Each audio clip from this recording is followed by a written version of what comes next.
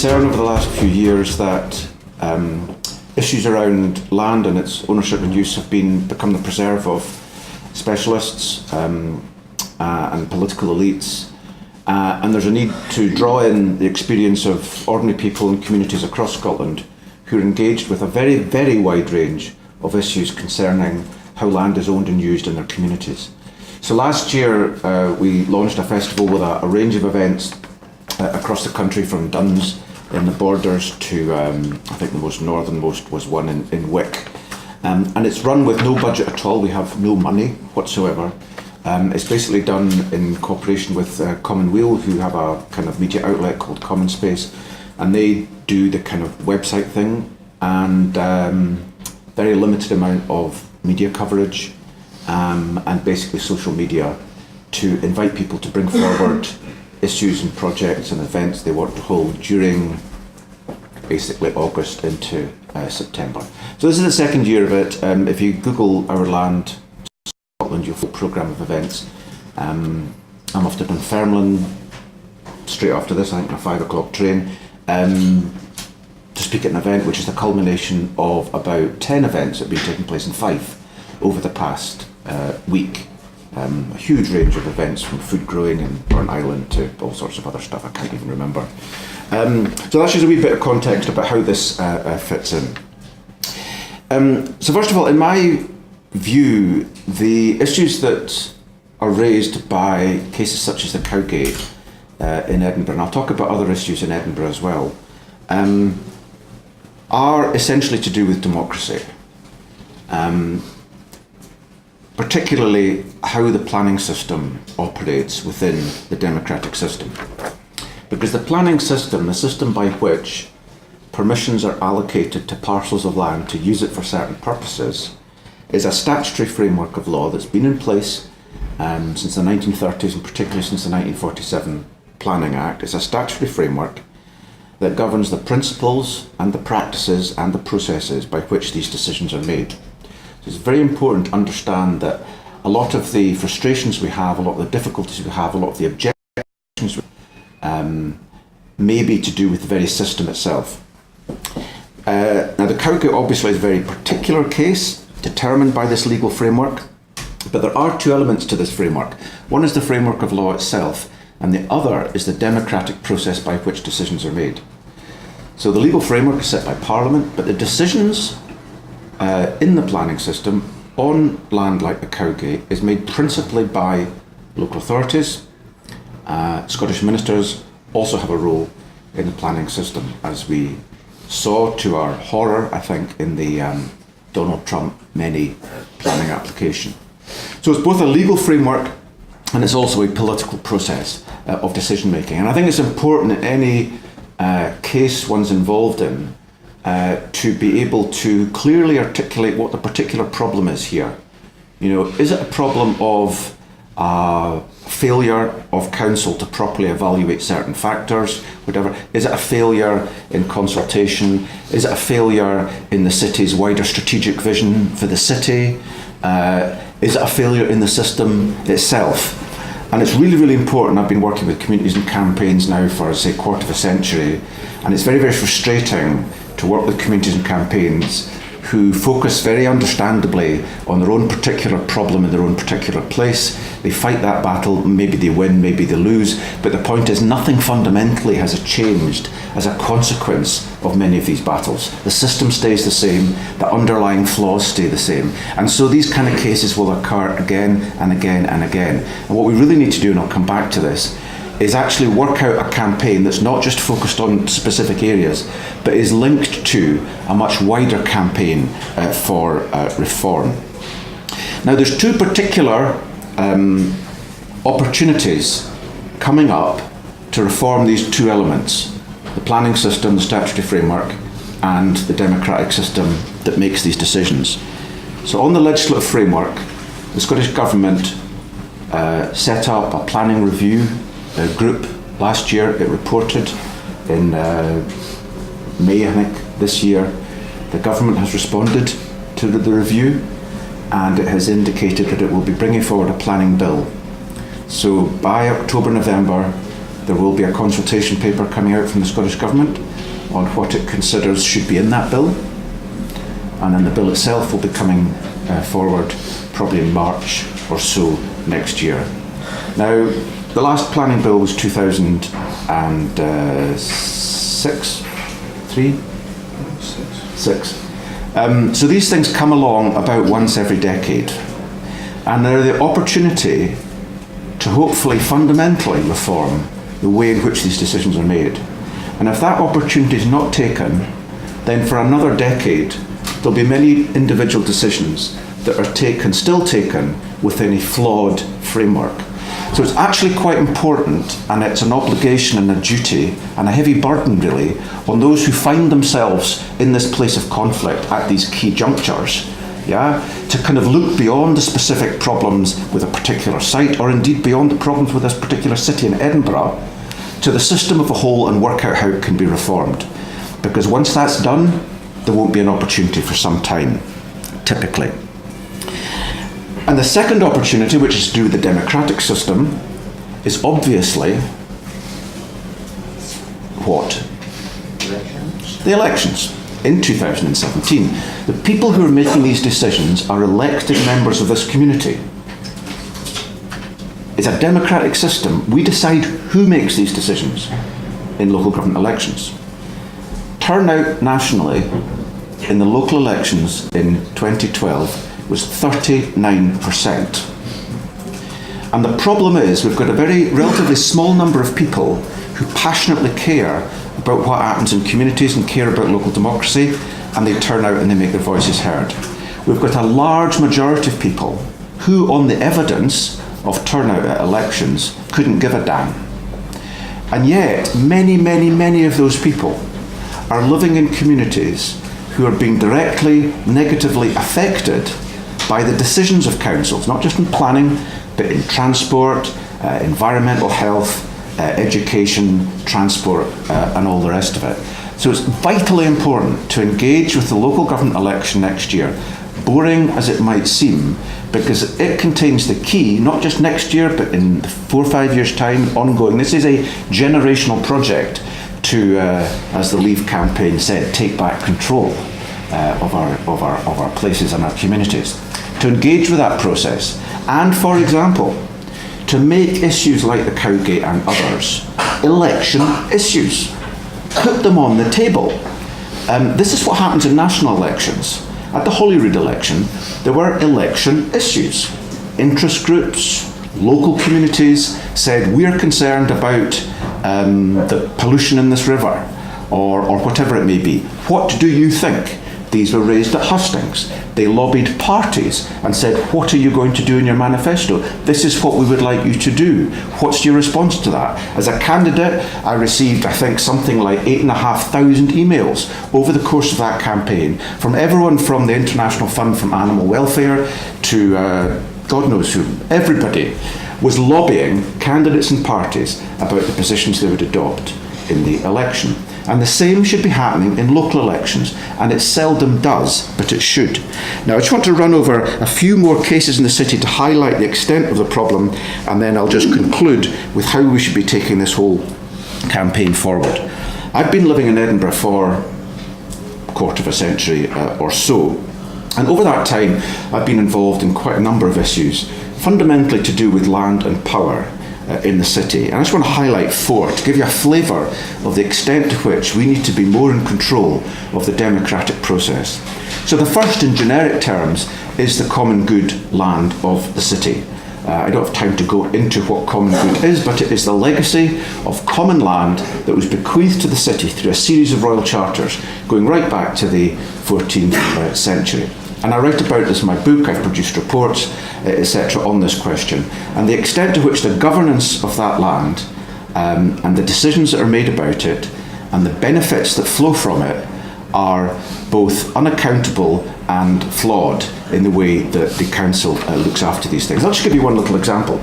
There are restaurants, as you walk here, you'll see restaurants around just out there who've taken over large areas of the pavement with tables and chairs. These are table and chair licences that the council grants.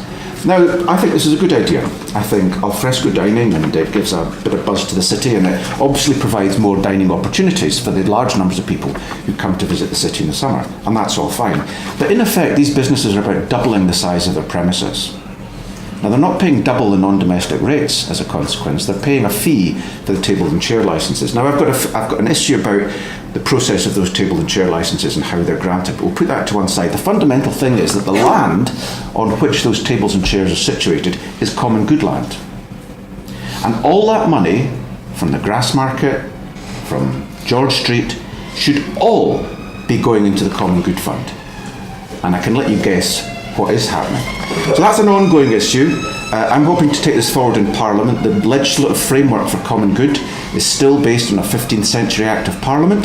That doesn't seem to me to be the epitome of kind of modern governance.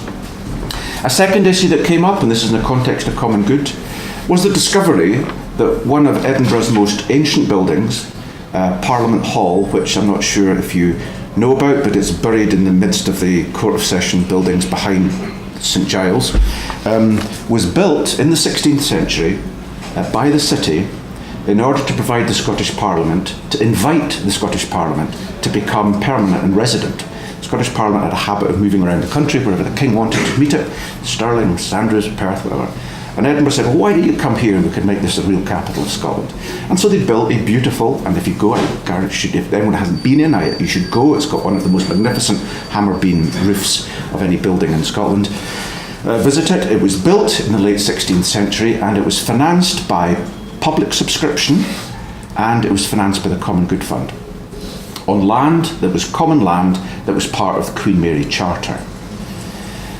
I discovered a few years ago that the Scottish Government back in 2003-04 had embarked on a big court modernisation programme, a 60 million programme of modernising the whole of the court complex, which is quite a large complex, backing in fact just down the road onto the Cowgate there. And as part of those inquiries, they'd encountered Parliament Hall, and they didn't know who really owned it. So they wrote to Edinburgh Council and said, have you any interest in Parliament Hall? Now, there's plenty of documentary evidence going back over 100 years of the interest that the City of Edinburgh Council has had in Parliament Hall. But they wrote a letter back to Scottish ministers saying, no, we have no legal interest in this. And therefore, the title was taken by Scottish ministers, and we lost the ownership of the oldest, most valuable, most historic, arguably, commonly owned building in this city. Now, luckily, we lost it to Scottish ministers, right? And they're kind of democratically accountable, so it's kind of probably all okay. But the principle of that is really, really worrying. And the fact that the council did not know it owned it is very, very significant, and I think an indicator of the extent to which the local council is ignorant of its own history and heritage. Third little example, and then I'll come to a fourth, is St Andrews Square Gardens. Again, no time to go into the broader issue of this, but we have basically handed over to private businesses through business improvement districts the governance of large areas in the city centre of public space. They are running that, funnily enough, in the interests of private businesses. That is why, in my view, others may take a different view, St Andrews Square Garden is a complete and utter mess. Some of the events that are put on there are fantastic and great, many are not. They're shoddy, they leave the place in a mess. At the other end of George Street, we've got Charlotte Square Gardens. Now, the Book Festival, Edinburgh International Book Festival, who are there at the moment, I talked there last year, and as part of that talk, I wanted to raise the question of who owns Charlotte Square Gardens. And I contacted the Edinburgh Book Festival organisers and told them that I was intending to raise this question, and they phoned me up and said they'd rather I didn't. And the reason they'd rather I didn't was the fact that most of Charlotte Square is now owned by a company in the British Virgin Islands. And they have a plan to take half the street in Charlotte Square, half the street, and adopt it as theirs, out of the public, or arguably to create public realm, this word, public realm. But they want to control it, and the reason they want to control it is they want to control the environment there, so it's peaceful and attractive, so their property values go up and their rental values go up. Now again, those streets belong to us. They're part of the common good. Will this happen? I don't know. But one of the consequences is that the Edinburgh Book Festival has to negotiate every year with the proprietors of Charlotte Square Gardens, which includes the dominant proprietor now, which is this company in the British Virgin Islands. And they only give a lease, they only agree in March to give the book festival permission to encamp there in August. Now, you can't run an international book festival if you don't know until March, which is 3 months before the gig, whether in fact you're going to be able even to run it. So they're in negotiations with these owners about a more permanent arrangement, and hence they were very, very sensitive about me talking about who actually owns the gardens. Now, interestingly enough, of course, another of the occupiers on Charlotte Square Gardens is the First Minister, because of course Bute House is her official residence. So the politics of these places is intimately bound up with the people who own and occupy this land. And until we understand who they are, what their interests are, and in whose interests they're exercising the power they have, we will not ultimately resolve some of the concerns we have about the way the city's run. And finally, another little example I've been engaged in is the Waterfront. Here's a great big project down in the north of Edinburgh designed to build thousands of houses, which Edinburgh needs, with a tram system to service it and all the rest of it. And the consequence of the financial crash, a lot of that land is lying idle now and out of use. I highlighted last year in my contribution to Our Land how one particular parcel has been sitting there idle and out of use and owned by a company in the British Virgin Islands, again, about whom we know nothing. And the issue there is that a lot of that land is now falling out of what's called the 5-year land supply, which the city needs to make available for the projected demands for housing across the southeast region of Scotland. And as a result of that land falling out of the 5-year land supply, pressure is being put on the green belt, on land between here and Musselburgh, in Midlothian, etc., which is not where housing should go, at least as a priority. It should be going on brownfield sites in the city. And the reason it's falling out the 5-year land supply is because one of the criteria that local councils have to use to judge whether land can be in their 5-year land supply, there are about 8 criteria. One of them is ownership. Is the owner in a position and willing to bring forward this land to build houses? Well, it's pretty clear that people in the British Virgin Islands are not. Now, that's not good enough. That's not good enough. And that leads me on to conclude with 2 thoughts. One is a couple of legislative measures that we're considering about taking forward in Parliament, and the second is how we strategically approach all of this. So, for example, 2 legislative initiatives, and there are many we're thinking of, that illustrate what we can possibly do here. The first is what we call the power for local councils to buy land at existing use value. In Germany, for example, they build very, very high quality housing, partly because they pay very, very little for land. When they give planning permission to land, in this country it multiplies land from about £5,000 a hectare on agricultural land to 5 million a hectare. That land value is captured by landowners and it's passed on to the owners of property who buy it, homeowners typically, and tenants as well. That doesn't happen in Germany because we made it illegal after the war when we wrote Germany's constitution. We also made it illegal in Britain as well in the 1947 Planning Act. But we repealed that in 1959, and from 1961 we've had to pay landowners the value of land as reflected by our granting of planning consent. And today about 30, 40 or 50% of the price of a house is just the land, just because we've given the planning permission. If we take that value out and let people acquire land at about £50 a plot, we can spend 99% of the money we've got available on building high quality homes that are going to last 150 years, that cost nothing to heat, and are large and spacious. And yet in Britain we're dominated by the volume house building industry that's building the smallest houses in Europe. They're only designed to last 50 or 60 years. So that'd be a fundamental reform that could change completely, and would also give Edinburgh Council the statutory powers to move into the waterfront and say to the people in the Virgin Islands, you've got 2 years to use this. If you don't use it in 2 years, we're taking it off your hands at current use value. And then we can hand it over to Portland Housing Association and a number of private developers. In Germany, a developer only gets 2 plots. So nobody gets huge areas of land, etc. So that's one big reform. I don't have time to talk about the detail of that, but it's a reform that's within the competence of the Scottish Parliament and would fundamentally alter the way we do housing, for example.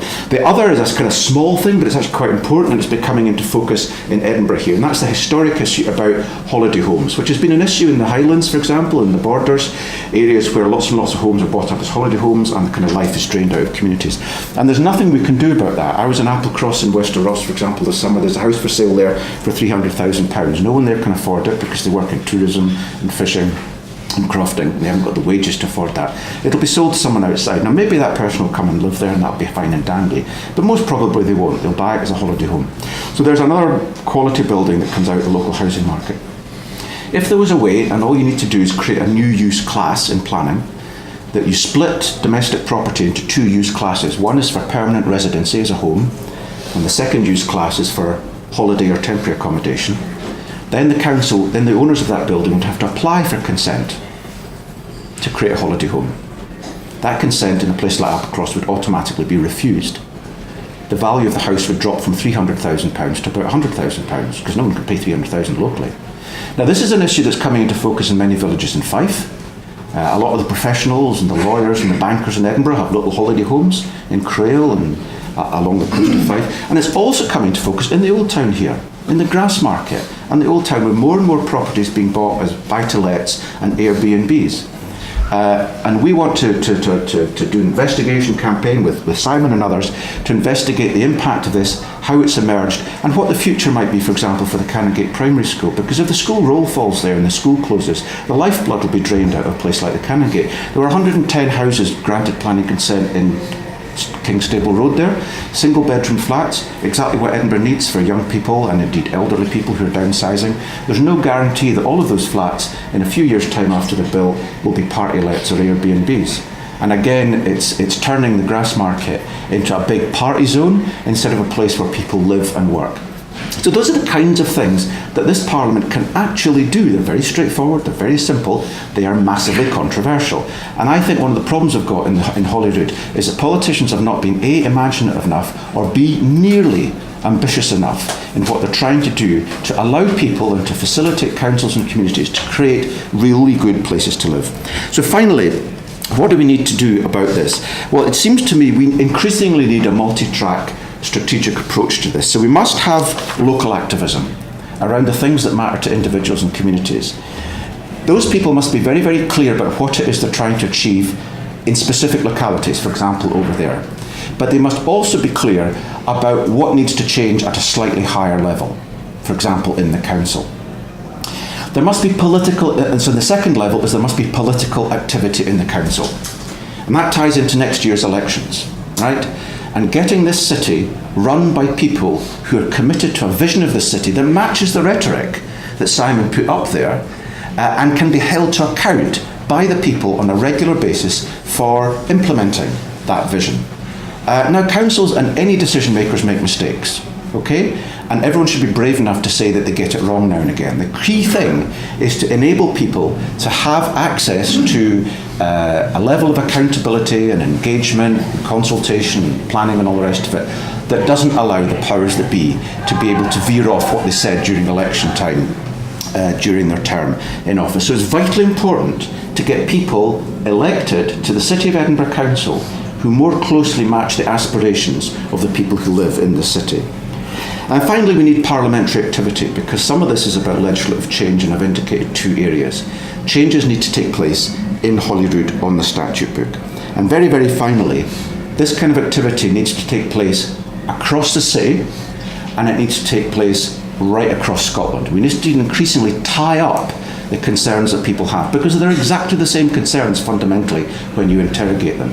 And that, to conclude, is partly why we launched Our Land Festival, to allow people to see what's happening over the country, identify collaborators and partners, and be able to pull together a series of reforms that can begin to fundamentally change the way we do community place making and planning in this country. Thank you very much.